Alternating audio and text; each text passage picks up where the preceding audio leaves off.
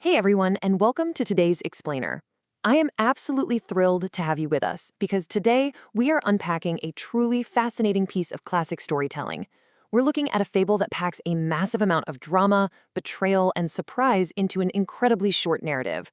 We're going to break down the bizarre and brilliant story of Giant Hans, a tale about a massive helper, a cunning farmer, an incredibly deep well, and a twist that literally nobody sees coming. It's a perfect case study in how quickly relationships can change when motivations shift. Let's get right into it. Okay, let's dive into this. What exactly happens when a giant's pure kindness suddenly turns into greed?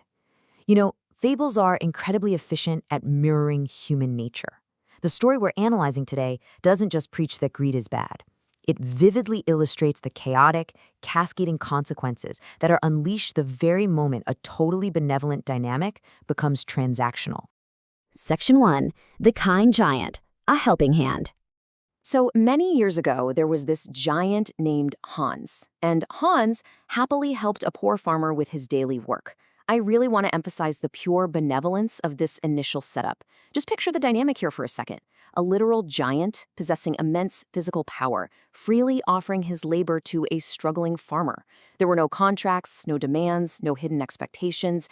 It was a remarkably sweet, simple, and symbiotic relationship based entirely on cooperation.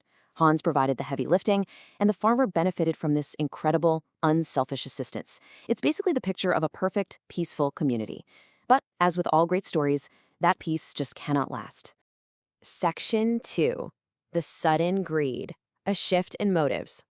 Now, what's really interesting about this slide is the dramatic contrast.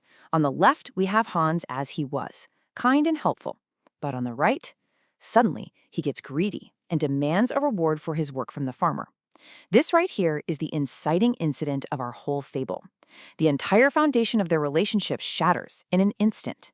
Hans is no longer acting out of the goodness of his heart. He wants a payoff. And think about it from the poor farmer's perspective. A sudden demand from a giant isn't just a casual request. It's an immense, immediate physical threat. And a threat like that requires a very sudden solution. Section 3. The Well Trap, a Cunning Frown. Our source material specifically describes the farmer as wise. And we see that wisdom, or let's be honest, cunning is probably a much better word, in action right here. The farmer shows Hans a well and tells him, "First you go deep into that well. Then I will help you." The dramatic irony dripping from that quote is absolutely incredible. The giant, completely blinded by his new greed and the expectation of a reward, doesn't see the danger at all. He thinks he's just following instructions to get his payment. But actually, the farmer is weaponizing the giant's own greed against him to neutralize the threat. Let's move to and see how this builds, because the pacing here is just wild. Step 1, Hans, expecting his reward, descends deep into the well. Step 2, immediately, the farmer's wife takes decisive action and starts hurling stones down at him.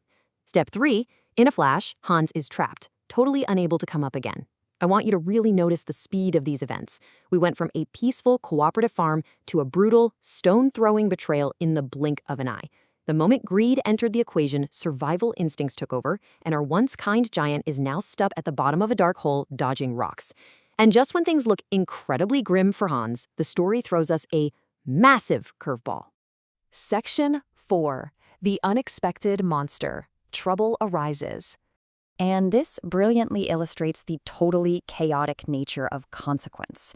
We have this fast-paced sequence happening inside the well. The stones are falling down to trap the giant, right?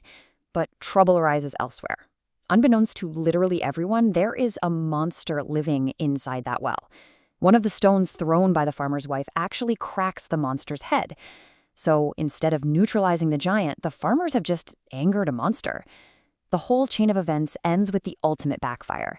The injured monster comes climbing up out of the well alongside Hans, and the farmer and his wife are left absolutely terrified.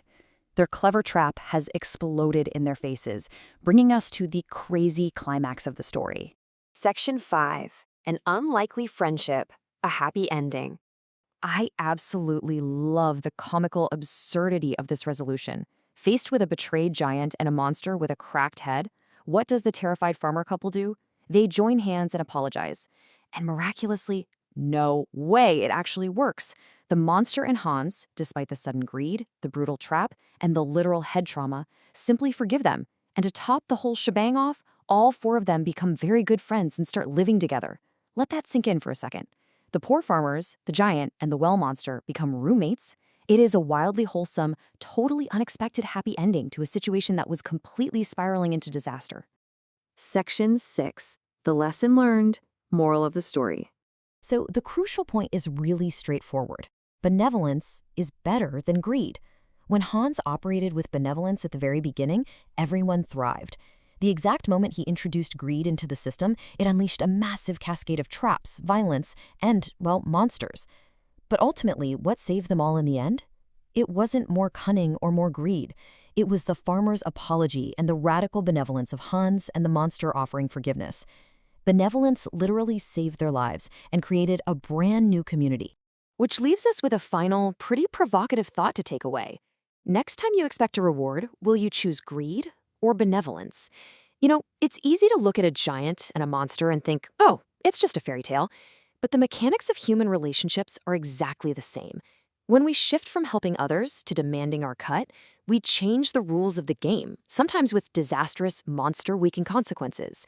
So next time you find yourself expecting a reward, pause and ask yourself which path you'll choose. The answer might just determine what comes out of the well. Thank you so much for joining me for this explainer. Keep learning, stay focused, and I'll see you next time.